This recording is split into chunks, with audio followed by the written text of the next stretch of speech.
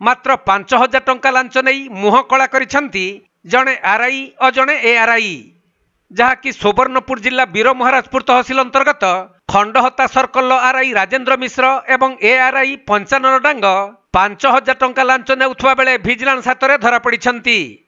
तेबे संग्रामपुर गाँवर नित्यानंद प्रधान बापा नाम एक तदंत रिपोर्ट तहसिल ऑफिस को पठाइबा पई नित्यानंद को आरआई 5,000 टंका लांच मागिथिले।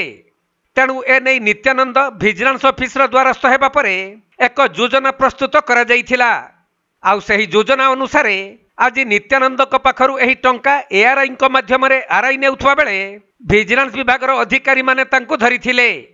परे उभय आरआई राजेंद्र मिश्र एवं एआरआई पंचानन डांगं को भिजिलांस विभाग अधिकारी माने गिरफ करी सोनपुर भिजिलांस ऑफिस को नहीं अधिक तदंत आरंभ करिसेंती।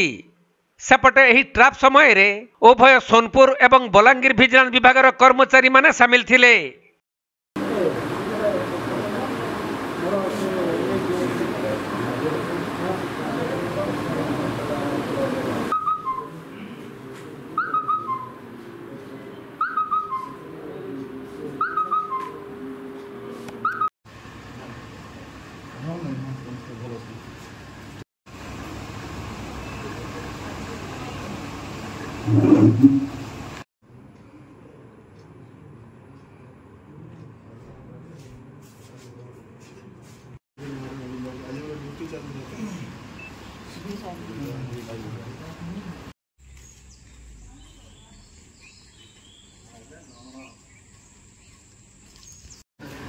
से आपन को लगाई बोली है न से पूरा अकाउंट रे देखि